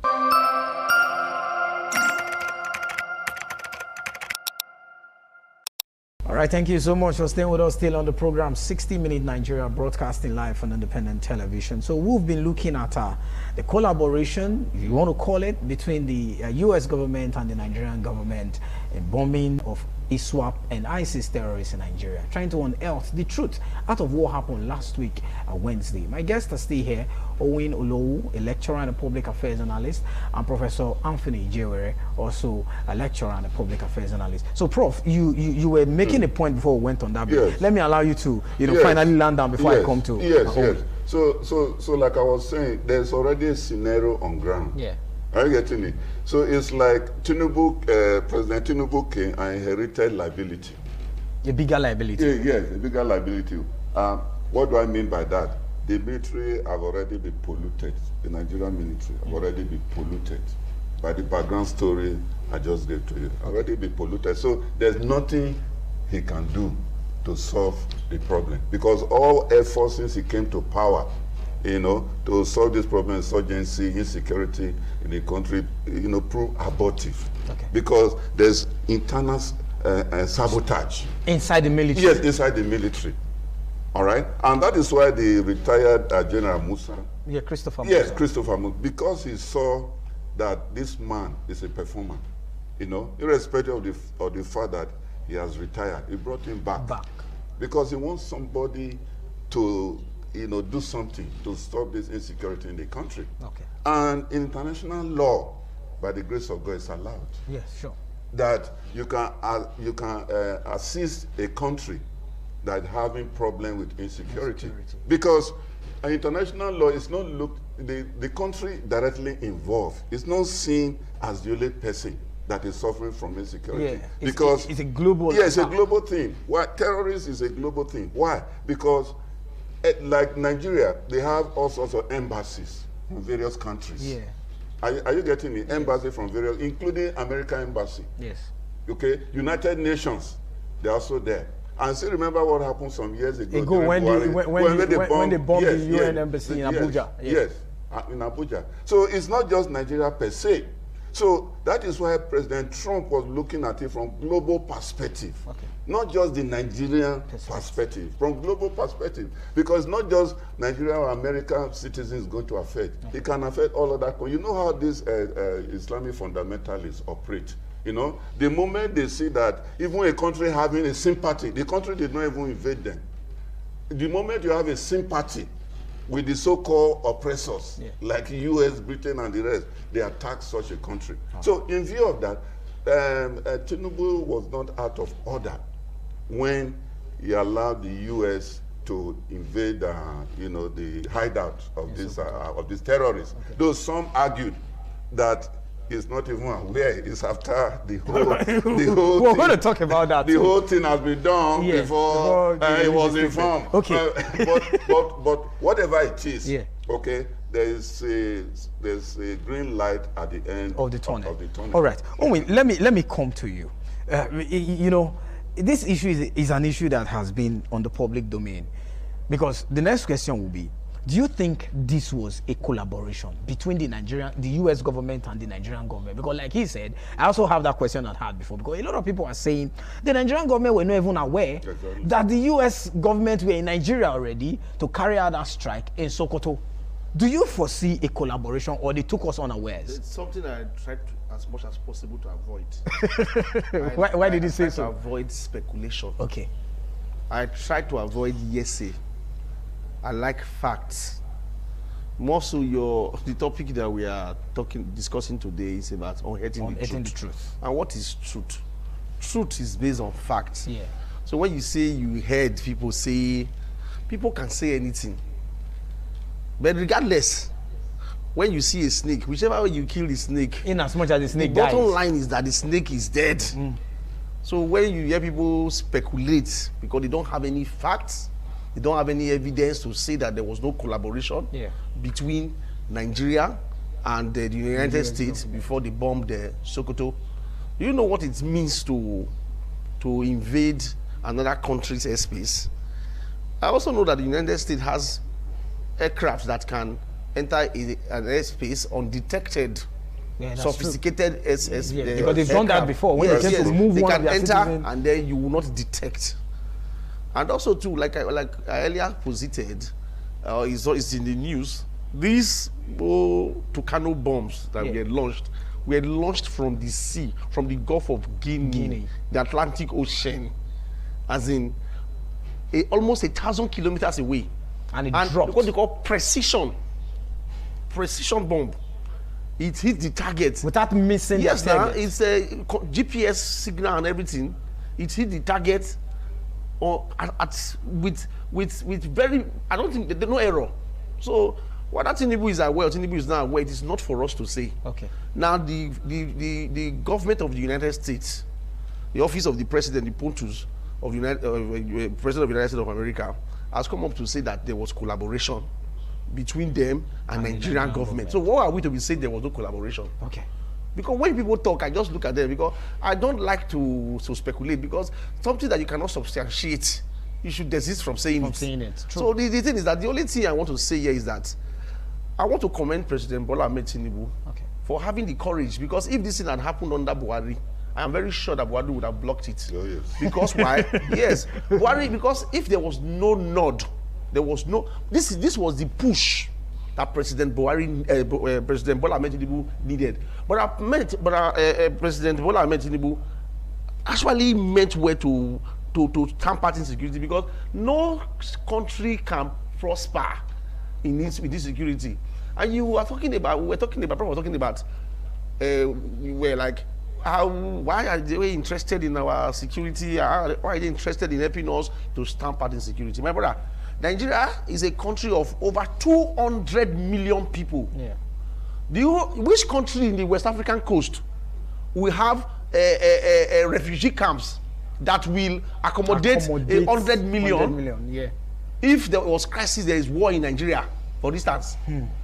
So their intervention is very timely, and I want to tell you for free that that was just the right. You will see they've gone out on these terrorists, these ISWAP people, ISIS people, whatever their name is. I don't even want to care. They've gone out on them. They've been generalized now as a terrorist group. Yes, terrorist group. Do you know that they are even begging to negotiate now? That they should come, that the government should come and talk.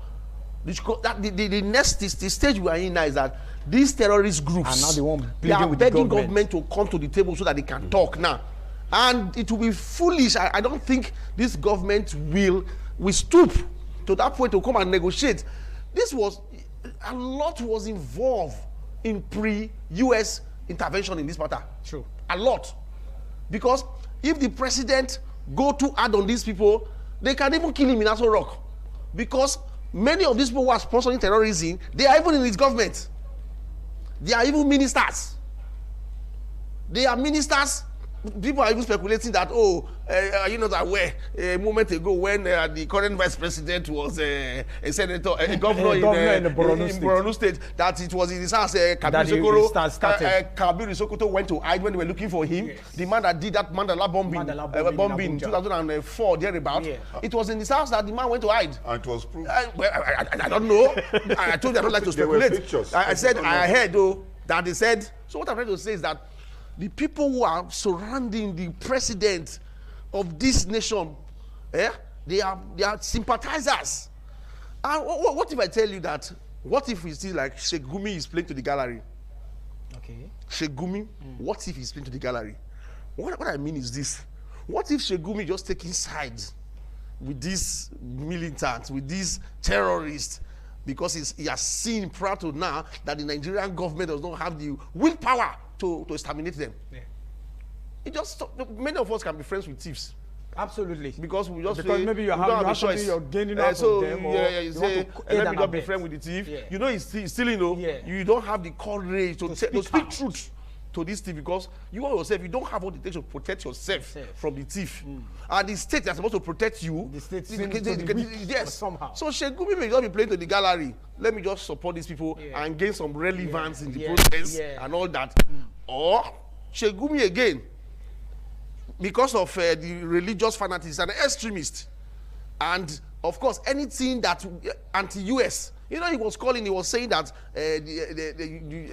President Tinubu would have sought help from the United States, from Turkey, from Palestine, or Pakistan, and maybe China. I think he mentioned China. He said the US is infidel. Yeah, probably because he don't love the US. Not like don't love, because the US is very brutal when it comes to terrorism. Yeah. The US does not handle terrorism with kid glove.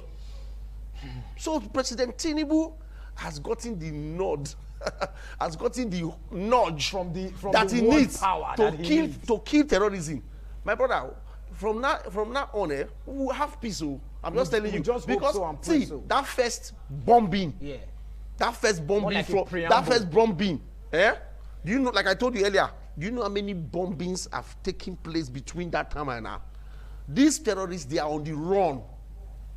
And of course, all those our neighbors, bordering us, they have intensified security in their border. Okay. You see, I was even saying a long time ago, why will you catch these terrorists and be announcing to the world that you have killed, you have captured 60 terrorists, and you have killed them, you have captured them, you are going to try them. Try what? You should be shoot at sight, kill them, don't even report that you have killed them. The military are saying when they want to do shoot at sight, that will come for them not to do that. Prof, I just told you. Prof has told you, and it's in public now notice. When they are ready to it's do in that, public notice that the military has been infiltrated by these same Yes. people, and they have sponsors. Let me just tell you, I said I don't speculate. Yeah. There is speculation out there, which may be true too, that the high-ranking military officers are benefiting from these things. Yes. True. Because there is huge budget that comes for security, purchase of weapons. They are the people who are happy to get. Yes, now they siphon some, they keep some, and then they get weapons and substandard ones, so that it's business for them. Okay. But now it's brutal force. I have said on this studio that these people, I preached in India, say these people don't reach us handle. True. Nigerian military, sir, want to is eliminate one them of the one day, best we in can do Africa. Our ground forces, we have gone to keep peace. Recently said that there was one crisis in which country they did our neighbor here, Benin Republic here. A military coup. Benin Republic here. Did we not go there to help them? To help them. We are helping people when our own house is not there. So in my brother, let us this is not a trivial matter, and I like us to take it with all the seriousness that it deserves. All right. I want to thank the president of the United States of America. Okay. And I want to also thank those people who took our cry to them. Yeah. This is started like a joke. A lot of when cry, they started the debate, a lot of pressure. Not even over there. Our people here, Christians here, like I said it on this TV, I said the media before now has been an accomplice to the killings because they underreport it. Because this media is supposed to be the one who are supposed to help us to allow this thing. And of course, because the reason is obvious reason why they underreport is because regulations. There are not everything. Let's not paint our country in bad light. Let us manage the issues with time we are going to be able to. So to be very honest with you, it gladdens my heart. Okay. And like I told you, this is a top military secret. A lot is still going on the ground. All right. And if we will not expose, we don't know. Even the very high-ranking military officers that are not in this operation, the operation has a code name. Yes, information is not shared like that. As in information on how to hit targets and all that. Intelligence is guided. And our governors before now said they know where these people are. Who are these people? Prof just told you here that these people are not even trained. They are not trained. They're not rich. My brother, if they give me a new gun, if they equip all of us, let me just tell you the truth, sir. Yeah. If they equipped all of us, you equip me, give me gun on my street. Everybody gun on my street. Who is that person that will come up to my street and say, want to come and do anything? And basically we go. How? Because they have privilege to wield weapons, and you think they have power. Tiny boys that if you say, keep your gun aside, you will break them. They can't even face you one-on-one. Who are these people? So, President Tinubu, to be very honest with you, has gotten the nudge that he needs, the nod. And I think the man is not backing down. All right. The man is keen in, and the man is going to follow it because there's nobody in his government now, all those northern elites and all that. This thing has not come to open air now. It's no longer secret. Nobody will say play down. Before they listen to Shegumi, who is Shegumi? They do. So I believe we are going to get solid results from all this. Honestly. And to pick it up from there, all right, Prof. You realize that most of these top military people, like he said, they benefit a lot from insurgency. Yeah.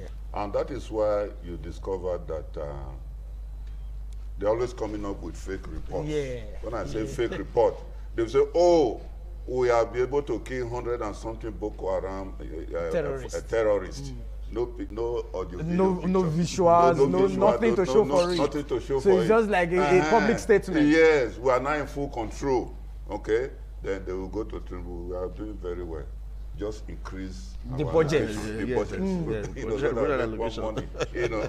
Now, why there's speculation, especially when it comes to international conflict resolution, is that anything to do with security, the information is normally not shared. No, not at all. It's not shared like that. It's confidential. You could still remember when Eric Moore, the Senate man from US, came. And when he landed in Abuja, the chief, the national security advisor, NSA, Nuhu Ribadu. Yes, tried to dress him up, dress the whole thing with the dress, presented all the Nigerian bottled water, the good report, and all that. The man was just laughing. They pretended to be stupid. Of course. If you watch very well, nobody took one of the bottled water to drink. When the American embassy have more details about what is happening. Distilled water, clean water. It's like, this is not what we came for. We didn't come to joke here. So they went to the salts. They went to bed with salt graves.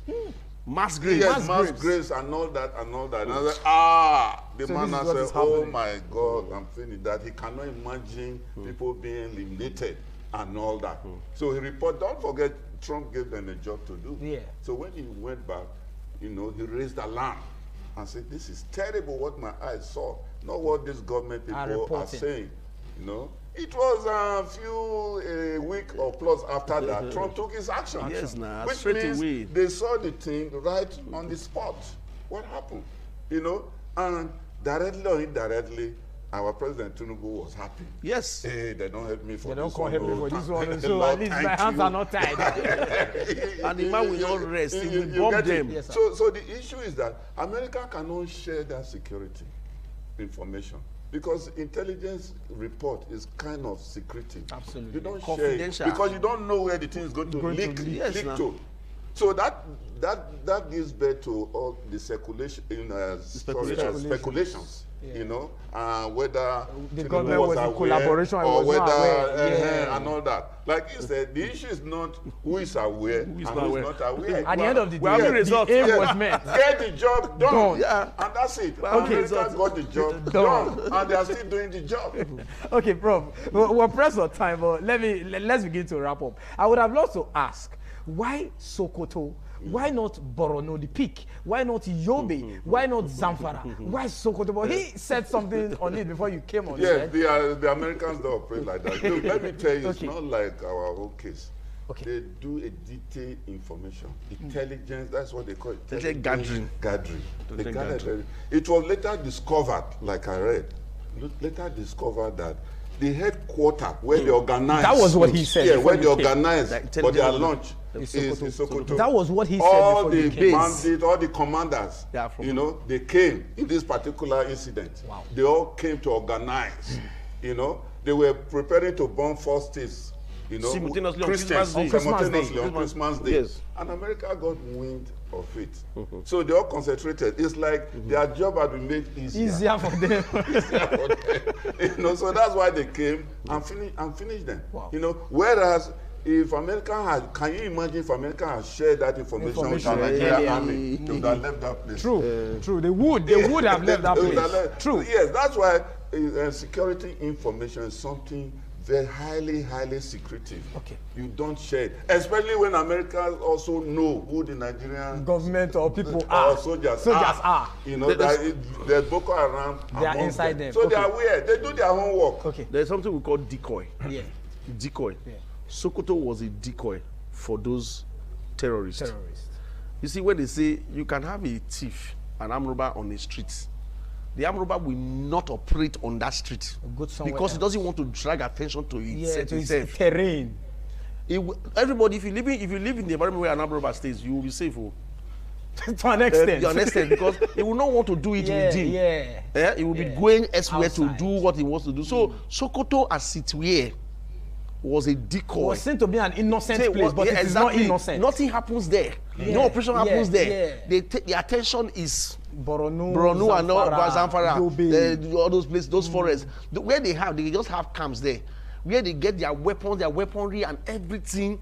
The headquarter is Sokoto. Wow. And why would the government say they're not aware? It came to us like a surprise. Yeah. As if, Sokoto. Yeah, why Sokoto? Borno? Exactly. Why not this and why not that? Sir, the government has been aware all along. Yes. But the government has been handicapped. Okay. It appears the kind of weaponry and the kind of finance these people get is enough to cause a regime change. Enough to cause overnight. A regime change. See, Tinubu was particularly at their mercy. Okay. Because the people who are surrounding him are practically, you don't know who is who. We're getting pressed for time because we need to go. But our parting shot in one minute. Prof, your parting shot. What should the government do? Should the collaboration continues or it should end here? One minute before we wrap up. The collaboration should continue. Okay.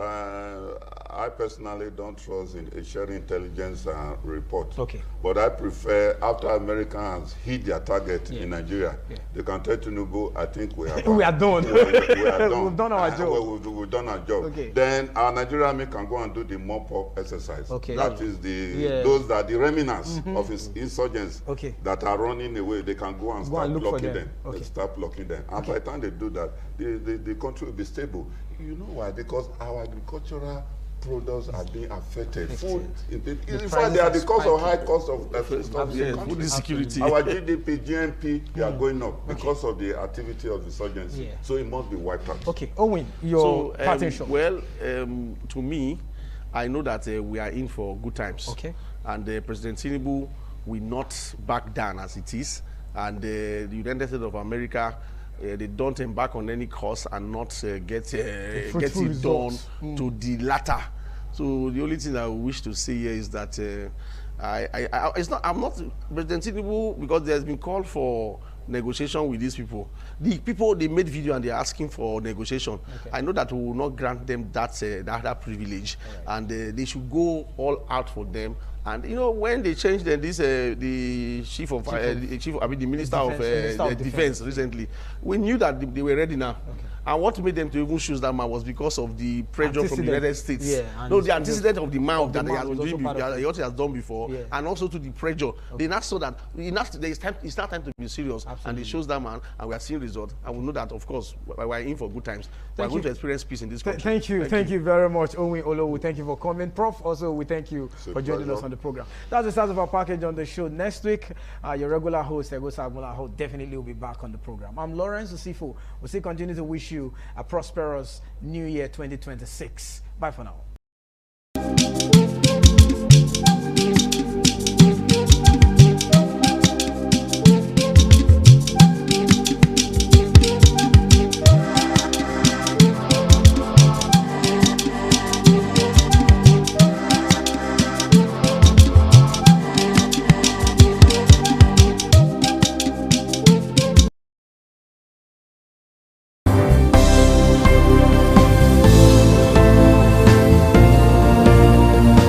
Thank you very much for joining us on the program, Healthy Living. What is the kidney? The kidney is an excretory organ in the body, which is for metabolism. Tuberculosis affects many organs in the body, but the common ones it usually affects is the lungs. Epilepsy is a neurological problem. Okay. It is an injury in the brain, which causes someone to begin to convulse, to go into fits. It is curable, but the cure is a long-term thing. If you eat well and avoid those risk factors that will make your immunity to be down, then the risk of contracting tuberculosis will be reduced. If you're healthy, then you're wealthy.